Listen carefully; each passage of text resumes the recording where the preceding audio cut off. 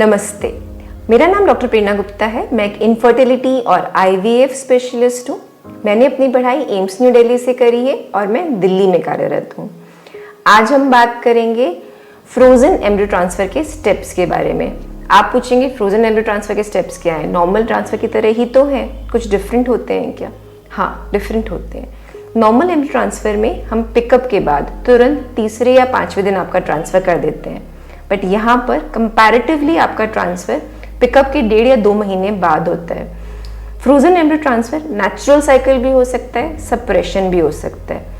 Suppression मतलब कि आपके डॉक्टर ने आपको ट्रांसफ़र से पहले कुछ इंजेक्शंस लगाए हों आपके यूट्रस या एंडोमेट्रियोसिस को सप्रेस करने के लिए। ये यूजुअली इन पेशेंट जिनमें एंडोमेट्रियोसिस, एडिनोमायोसिस होता है उनमें ज़्यादा किया जाता है, या बार बार किसी पेशेंट में अगर सिस्ट बन रहे हो तो किया जाता है। बट आजकल नॉर्मली नेचुरल साइकिल ट्रांसफ़र या फिर मॉडिफाइड एचआरटी ट्रांसफर्स ज़्यादा किए जाते हैं। इसमें आपके डॉक्टर आपको पीरियड्स के सेकेंड डे बुलाते हैं। मॉडिफाइड साइकिल एचआरटी में आपको सेकेंड डे से ओरल मेडिकेशन शुरू हो जाती है लाइनिंग बनाने की। कंपैरेटिवली नेचुरल साइकिल में आपको या तो अंडा बनने की दवाई दी जाती है या फिर नेचुरली बस आपको 90 दिन से मॉनिटर किया जाता है कि कब आपका एग रेडी हो रहा है।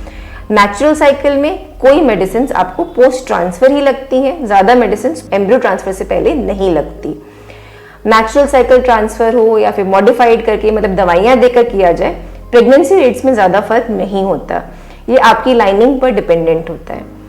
फ्रोजन एम्ब्रियो ट्रांसफर में कई बार एडजुवेंट्स, जैसे आपने एस्ट्रोजन की गोलियां तो पता ही है लाइनिंग बनाने की, इसके अलावा कभी पीआरपी, कभी एंडोकाइन के इंजेक्शंस होते हैं, या फिर आपको कैवर्टा, सिडनाफिल ये दवाइयां दी जा सकती हैं।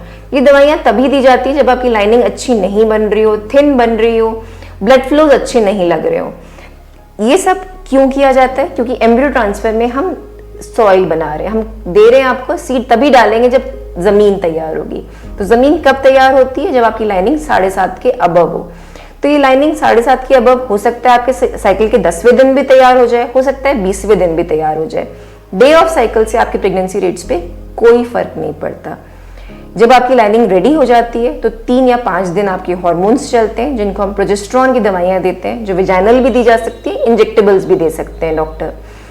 इससे अगर आपको 3 दिन दी जाती है तो चौथे दिन आपका डे 3 वाला एम्ब्रियो ट्रांसफर किया जाता है। अगर आपको 5 दिन दी जाती है, छठे दिन आपका डे 5 वाला ब्लास्टोसिस्ट ट्रांसफर किया जाता है।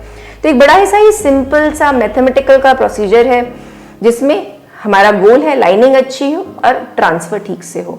लेकिन अगर ये सारे स्टेप्स हम बहुत अच्छे से फॉलो करते हैं तो फ्रोजन ट्रांसफर में आजकल बहुत अच्छी प्रेगनेंसी रेट्स अचीव कर पाते हैं। होपफुली आपको इन्फॉर्मेशन इन्फॉर्मेटिव लगी होगी, आपने कुछ नया ही जाना होगा। धन्यवाद।